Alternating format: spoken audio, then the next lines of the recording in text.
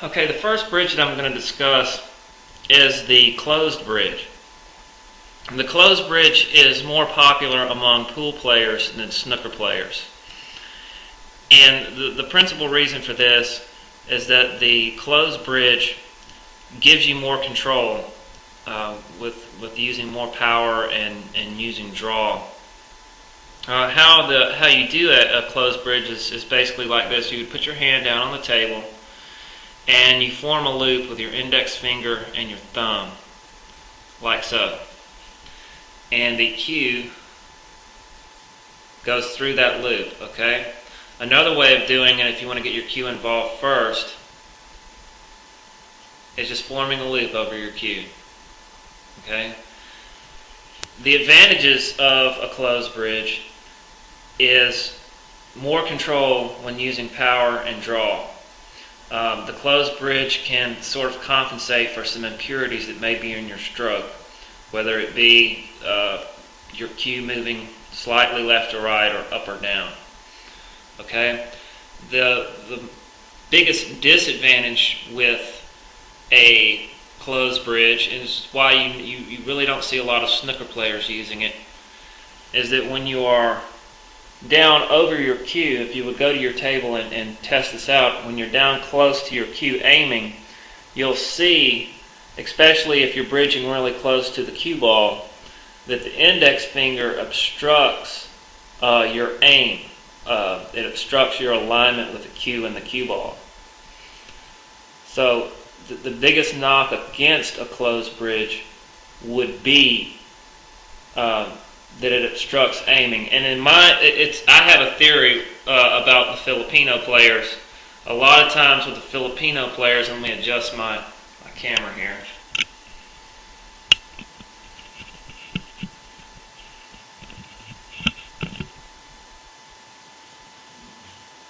A lot of times with the Filipino players, you see them bridged really far back on the ball with a closed bridge. And since I've been playing pool and testing this, what that does for you is that you can aim better. There's no obstruction. That index finger isn't in the way, no matter how far down your head is when you aim the cue.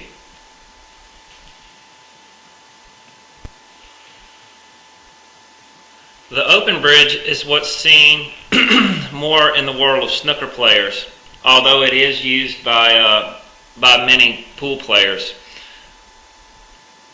Basically, how you do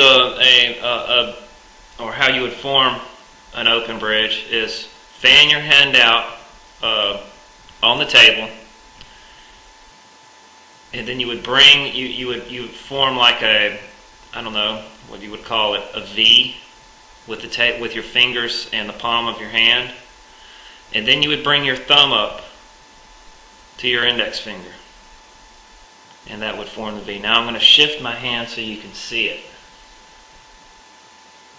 Okay, I'm going to start from the beginning. Have your hand fanned out on the table like so.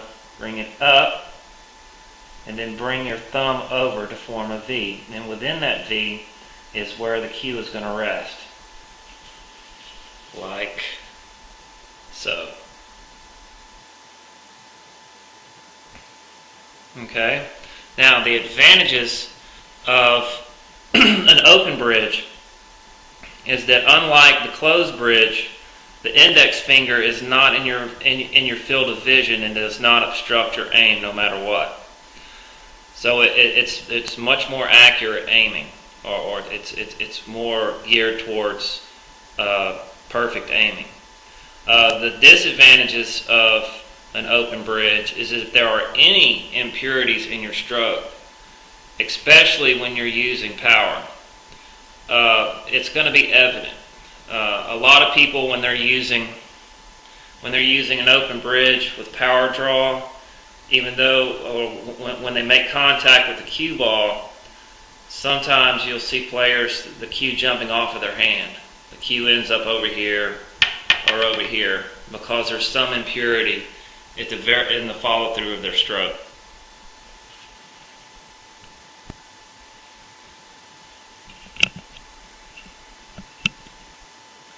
When using an open bridge or a closed bridge, whichever, there are two important considerations when you're discussing where should I bridge in relation to the cue ball. Typically, when you're looking for more accuracy, you bridge closer to the cue ball. Okay, closeness to the cue ball equals accuracy. If you're looking for power, then you would bridge further away. And what that does is it allows your arm more room, more lever action to generate more force. So, just sort of in summation of those two things or review. Closeness for accuracy, further away for power.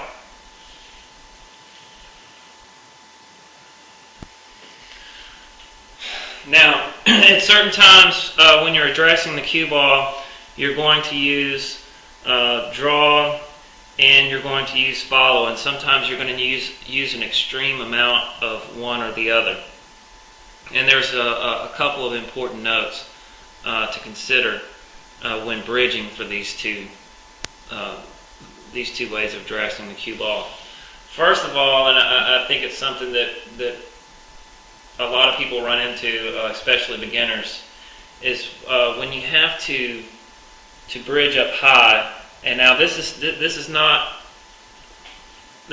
bridging over a ball. This is different from bridging over a ball. When you have nothing in the way, what you want to go for is maximum stability on your bridge hand. All right. So if you're going for a lot of follow, what you want to do to get that elevation is just move your fingers further up, like so. Okay. You don't want to get follow, you don't want to lift the palm of your hand up off of the table. Okay, you only want to do that when you have to bridge over a ball. Okay?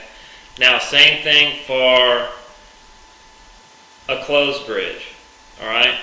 You simply scrunch your fingers up and still leaving the palm of your hand on the table, okay?